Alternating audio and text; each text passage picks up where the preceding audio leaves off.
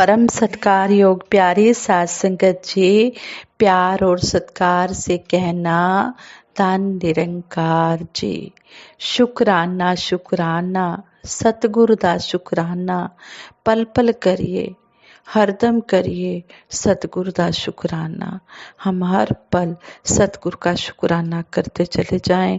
दातार सच्चे पातशाह आप जी की कृपा से ही हमें खाने पीने पहनने रहने को मिल रहा है। आप जी की कृपा से ही खाना पीना चलना फिरना उठना जागना सोना ये सब क्रियाएं हो रही हैं। इसी तरह हे दातार निरंकार सच्चे पातशाह अपनी कृपा दृष्टि हम सब जीवों पर बना कर रखना। सबका भला करो करतार मेरी मांग है दातार। हे सच्चे पातशाह सर्वत का भला सारे संसार का भला करना, यही आप जी के चरणों में अरदास है, बेनती है। संत बड़े परमार्थी शीतल इनके अंग, संत महापुरुष बड़े दयालु होते हैं, बड़े कृपालु होते हैं। इसी पर आधारित दासी आप जी के चरणों में एक स्टोरी शेयर करने जा रही है। आप जी परवान करना, अगर कोई गलती हो जाए तो क्षमा करना। साध संगत जी कहते हैं, संत एकनाथ जी बचपन में ही अपने गुरु के पास पहुंच गए थे। गुरु ने उन्हें आश्रम के हिसाब किताब का काम सौंप दिया था। एक दिन जब एकनाथ जी ने हिसाब किया तो एक पैसे की कमी नजर आई। खूब सोचने के बाद आखिरकार उन्हें आधी रात को एक पैसे का हिसाब मिल गया। तो उन्होंने उसी समय अपने गुरुजी को जाकर यह बात बताई।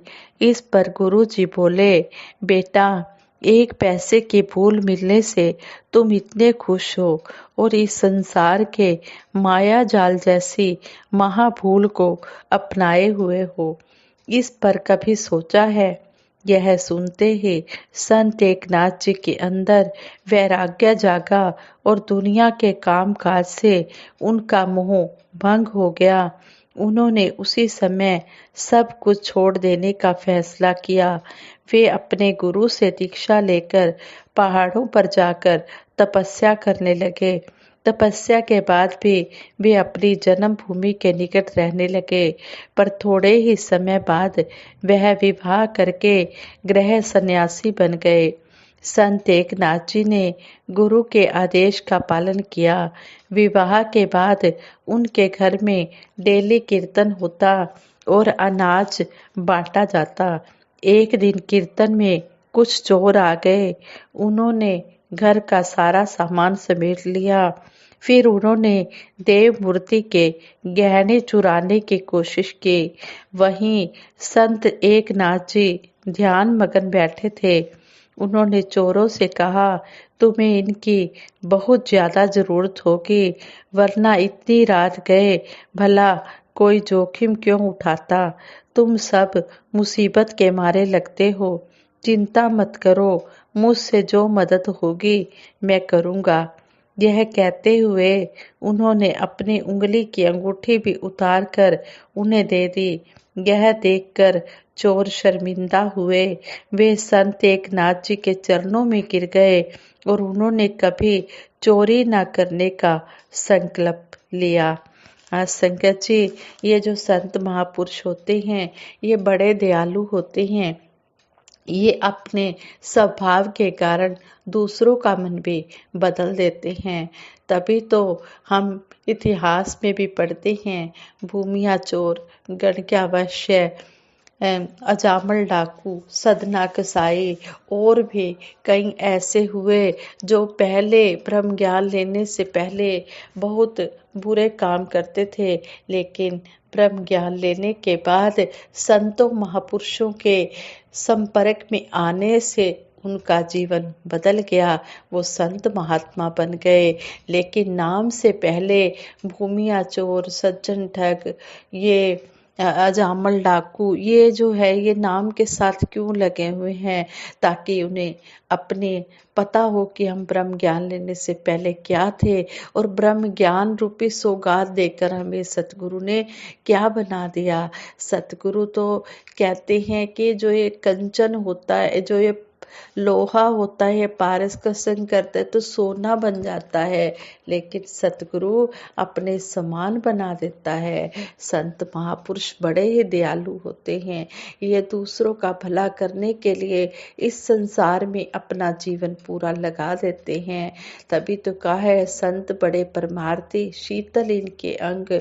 संतों महापुरुषों का स्वभाव होता है दूसरों का भला करना, और इनके मन में हमेशा ठंडक ही होती है। इनको कभी क्रोध आता ही नहीं है। इनका स्वभाव चंदन की तरह शीतल होता है। जिस तरह चंदन के पास जो बैठ भी जाता है तो उससे फ्री में खुशबू मिलती है, इसी तरह संतों महापुरुषों का संग करने से स्वभाव जो होता है वो इंसान का बदल जाता है, और वही इंसान एक दिन सज्जन संत महात्मा बन जाता है। हर इंसान आनंदमय जीवन जीना चाहता है, दुखमय जीवन कोई नहीं चाहता। ईश्वर ने इंसान को सब कुछ दिया है, और इंसान ने ईश्वर की ही बुराई शुरू कर दी। जो अच्छी सोच वाला व्यक्ति होता है वह परमात्मा की कभी बुराई नहीं करता, बल्कि इसकी सुंदर रचना से खुशी लेता है। जबकि जो बुराइयां ढूंढने वाला होता है वह हर समय बुराइयां ढूंढने में ही रहकर अपना समय व्यर्थ करता है। वह सोचता है कि परमात्मा ने गुलाब के फूल को तो बड़ा सुंदर बनाया है, पर साथ ही कांटे भी लगा दिए हैं।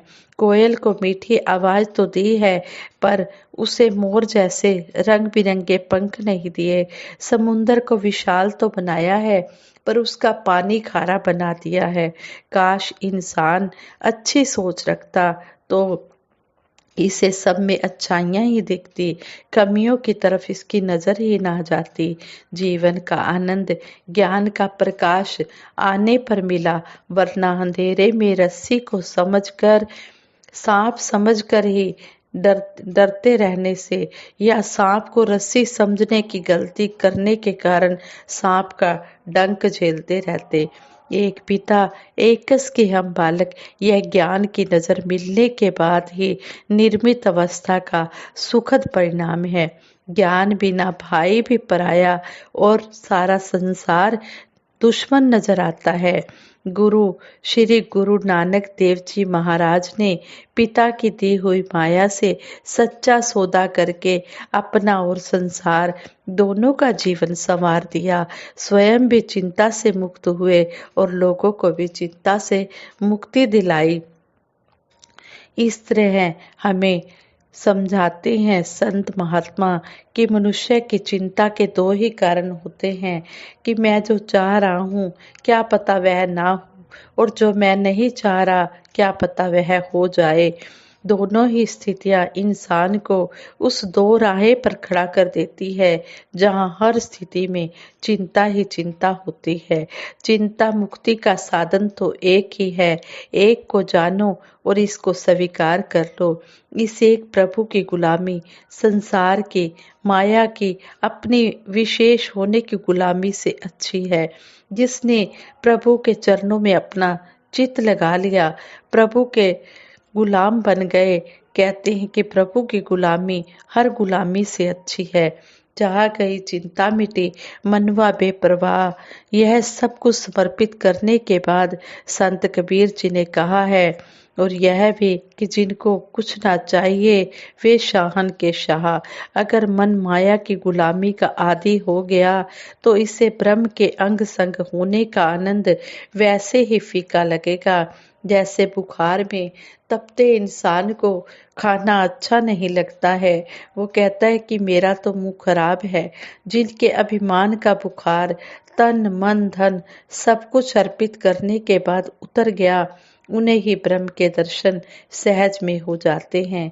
जो अभिमान में पड़े रहे, जीवन के मूल लक्ष्य से रूबरू हुए ही नहीं, उनके मन विचार भाव और क्रियाएं भी कभी एक ना हो पाई। संसार के कण कण में ईश्वर ही तो व्यापक है, पर खुद की समझ ने कण कण ही दिखाया।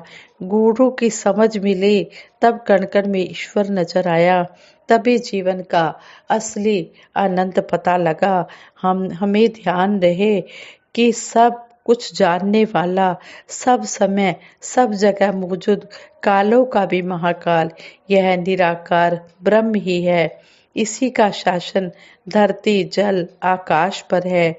सतगुरु कृपा सिंधु और सुख धाम है। भक्तों के लिए कल्प वृक्ष के समान है। शरण में आए हुए की ये शरण में आए हुए का भला करने वाला स्वभाव होने के कारण इससे आनंदमय जीवन का दान बिना कोशिश ही मिल जाता है। जो इसकी शरण में आ जाता है उसका भला ही भला होता है, क्योंकि संत महापुरुष तो हमेशा इनका स्वभाव ही होता है कि भला करना। ये कभी किसी का बुरा नहीं करते, ये हमेशा भला ही मांगते हैं। इस तरह है जो सतगुरु की शरण में आ जाता है उसका भला होना निश्चित ही है। शीश झुकाकर इनकी चरण वंदना करने से जीवन में परम आनंद का संचार होता है। संपूर्ण हरदेव बानी में सतगुरु बाबा हरदेव सिंह जी महाराज फरमाते हैं, गुरु चरणों की वंदना से नित्य बरसता आनंद है। आनंद से जो आनंद मिलता होता परमानंद है। गुरु के चरणों में आने से हर समय आनंद ही आनंद की बारिश होती है। और ये जो आनंद है ये ऐसा आनंद है जो कहीं भी नहीं मिल सकता। परम आनंद, सबसे ऊंची आनंद की अवस्था सतगुरु के चरणों में है। इसलिए हम सतगुरु के चरणों में जुड़े रहें और इस परम आनंद को पाते रहें और खुशियों में अपना जीवन व्यतीत करते रहें। आनंद आनंद का कोई विपरीत होता ही नहीं है। यहाँ पर तो आनंद ही आनंद मिलता है। इसलिए आओ दातार से यही आशीर्वाद मांगे कि है दातार हमें अपने चरणों में अंतिम श्वास तक जोड़ कर रखना। हम हर पल इस परमानंद को लेते रहें। साथ संगत जी प्यार से कहना, धन निरंकार जी।